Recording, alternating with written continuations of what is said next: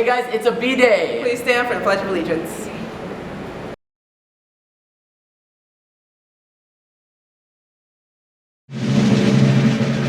I pledge allegiance to the flag of the United States of America and to the republic for which it stands, one nation, under God, indivisible, with liberty and justice for all.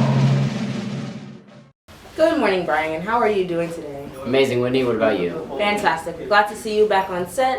And why don't you go ahead and tell us what today is? Well guys, today is Thursday, the 18th of May, and would you like to give us some advice, Whitney? Sure.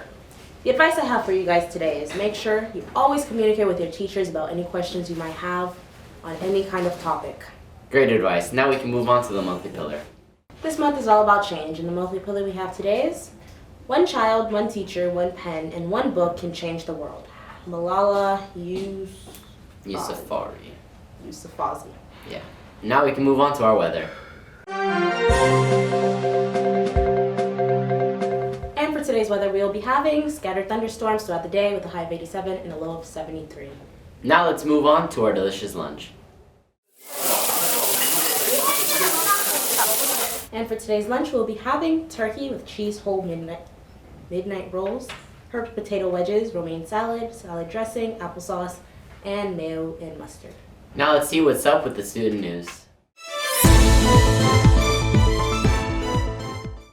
Today and tomorrow, they're going to be testing makeups for anyone who wasn't here on testing days.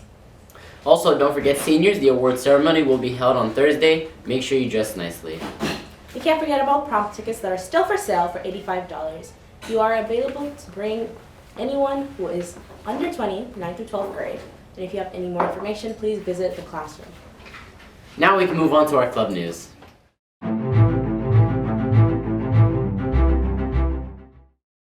The only clubs we have today are SECB. Now we can move on to our special segment.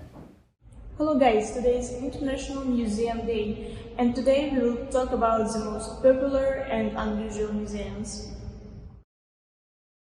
Let's start with the largest museum in the world and the most visited museum in the world, French Louvre. The Louvre was originally a fortress. It was empty during World War II. It exhibits one of the largest sphinxes found outside of Egypt. 25% of all Leonardo da Vinci paintings are in the Louvre, and it houses the famous Mona Lisa.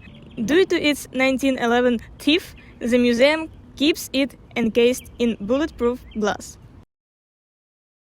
The second most visited museum in the world, the British one. A 2,000-year-old loaf of bread was discovered during excavations in Herculaneum, and its recipe has been recreated by the British Museum. The most ancient of the currently operating public museums in the world is the Capitoline Museum, located in Rome. It was found in 1471. Capitoline wolf is a symbol of Rome. It represents the ancient legend of the founding of Rome. The New York Museum of Natural History has been filmed in various films more often than any other museum in the world. The collection of the Museum of Natural History grows by 90,000 specimens every year. There is a museum of the human body in Amsterdam, made in the form of a 35-meter body. Visitors move inside it. Each Body Worlds exhibition contains real human specimens. India's Sulabh International Museum of Toilets demonstrates the history of toilets spanning from 3000 BC to the 20th century. It displays the gold-plated toilets of Roman emperors to medieval ones. Ukrainian Museum of Corruption, Mezhegorye, the residence where lived Ukrainian President Yanukovych. It's full of gold and contains a private zoo, restaurant, bowling, luxury cars, precious furniture, Greek columns, bathhouse, botanic garden, golf courts, ship, billiard room, cinema, and even Golden Loaf. All this was built on money accumulated illegally during the years spent in power. Imagine just one chandelier in there costs $100,000. The residence Mezhegorye was opened to the public soon after Yanukovych fled to Russia, and it's been opened for tours ever since. There is a unique underwater sculpture museum in Cancun, Mexico. To see them all, you will have to scuba dive to a depth of about 10 meters. It has a vast collection of 500 sculptures. Additionally, they're also instrumental in advocating the growth of coral reefs.